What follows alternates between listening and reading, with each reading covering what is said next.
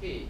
If N is constant, P is constant, and R is what we call a gas constant there, P1, V1 equals to a constant, P2, V2 also equals to the same constant because you're holding the number of moles and the temperature constant there. So P1, V1 equals to P2, V2. That's the relationship between each individual gas law to the ideal gas law equation there. So one thing that we can see in the laboratory there, the relationship between the pressure and the volume there. So you can put a J-shaped glass tubing with both ends open there, and you stop one of the end there. Okay, and the air is inside the tubing. When you pour liquid mercury into the glass tubing from the open end there, a certain amount of air is being trapped on the CO end. If you pour more mercury into the J tube from the open end there, you are increasing the height of the column of the mercury.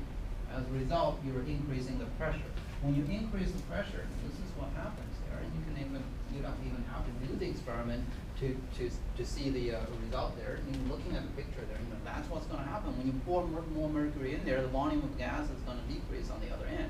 So the higher the pressure, the lower the volume. Okay, so they're inversely proportional to one another. That's what the Boyle's law is all about. And the math equation representing Boyle's law is P1V1 equals to P2V2. That is under the condition of constant temperature and constant number of moles. Okay, so the statement that describes the Boyle's law is as the pressure and the volume are inversely proportional. Okay? When the temperature and the number of moles are being held constant. So here's a question that we can ask you there, and you need to be able to do. So in this case, a sample of nitrogen gas has a pressure of 67.5 millimeter mercury in a 500 milliliter flask. What is the pressure if you transfer this same amount of gas into a smaller container, 125 milliliter flask, at the same temperature? So temperature is not changing, the quantity of the gas is not changing. So when you change the volume, how does that affect the temperature? How does that affect the pressure there? And according to the law there, and the Boyle's law there, it says pressure and the volume are inversely proportional. So if you decrease the volume, going from 500 to 125, the pressure should increase. So with this, plug in the numbers in the equation there. P1V1 equals to P2V2. Now P1V1, that would be 67.5 millimeter mercury. Under that pressure, the volume is 500 milliliters. P2 is what we're trying to figure out. We change the volume to 125 milliliter. So rearranging the equation there, P2 would be P1V1 over P2, doing the calculation. We can plug in the temperature and the volume and the pressure in this case in the quantities with the unit that's given. We can use millimeter mercury, we can use milliliter. Okay? So milliliter cancels out. P2 equals to 270 millimeter mercury. As you can see, when you decrease the pressure, when you decrease the volume, the pressure is increased.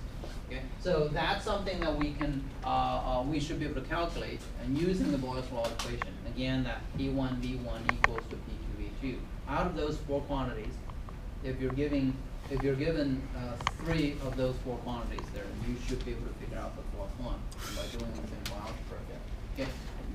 How do we interpret the Boyle's law and on the molecular level?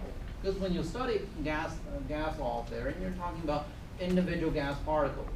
Now, how does the Boyle's law? How do we interpret the Boyle's law at the molecular level there? Well, we can use this particular experiment. Okay? You have some certain amount of air trapped inside this container, and you put a weight, 1 kilogram of weight, on top of the container there. Okay, so that's the pressure generated. The pressure generated by the air will hold this weight in this particular location. Now, if you double the amount of the weight on there, and you're doubling the pressure there, and the pressure is decreased, the pressure is increased, and so the volume is being decreased here. So as the volume of the gas sample is decreased, the gas molecules will collide more frequently because you have smaller room with the same number of gas particles or same number of people in a smaller room. The chances of them running into one another is higher. As a result, you end up with a higher pressure. So this is on the molecular level there, and this is how we interpret the the Boyle's law, because the smaller volume resulting in a higher possibility or probability for the gas molecules to running into one another with the container of the wall there, then you have an increased pressure. Okay, so Boyle's law in diving, and you know when you dive, and if you ever go scuba diving there, and there's an instructor who will always tell you, when you move up from deep down in water there, when you come up to the surface there, make sure you exhale, because the volume of the gas is expanding as the pressure decreases. Matter of fact, every 10 meter you dive into the water there, every 10 meter, well, that's a 10 meter long water column. Okay, every 10 meter you go down into the water there, the pressure is increased by 1 atm. At the sea level, at the water level there, and you have on the surface of the water there, and you have 1 atm. That's normal pressure that we humans are used to. Okay, so you breathe in, breathe out, no problem. But every 10 meter you go down, you're going to increase the pressure around you will increase by another atm. So the pressure will double when you go from the surface of water to 10 meters down. Another 10 meters down, the pressure will triple. So the pressure outside will triple. That means you can no longer breathe normally, because the pressure on the outside is so high, it's actually trying to push the air out of you. And that's why when you go scuba diving there, you will have to carry a pressurized tank, so that the pressure in the tank is high enough to push the air, oxygen into your lungs, so you can breathe freely. Now, as you move up though, then the pressure is decreasing. The air inside your lung is expanding. Whoever comes up with this particular scheme, that you can go down deep into water with just a tubing and keep you alive, and you can breathe there. Oh, that must be an English major or art major. They know nothing about it. Well, you will know that I have issues with those English major and art majors when they create these characters there, and they never thought about the science behind it. And of course, if you have to be so scientific about everything, then there is no humor in life anymore. So this particular creature, he's not going to be able to survive if he goes down into the water and 20 meters into the water there. Instead of breathing in, the air is being pushed out of his lung because of the high pressure surrounding him.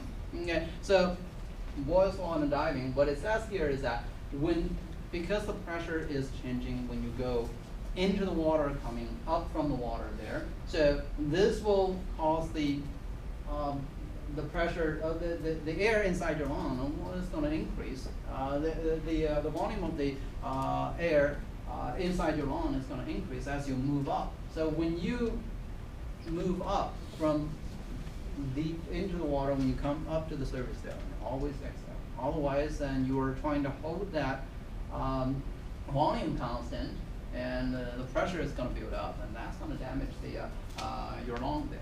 So it has something to do with next time you go scuba diving, think about Boyle's law. PV equals nRO, P1V1 equals to P2V2. Okay, so the volume is inversely proportional to the pressure there. And that's something that you want to pay attention to. So that's our first gas law there. And we introduced the first gas law, the Boyle's law, that is P1V1 equals to P2V2. Now the second gas law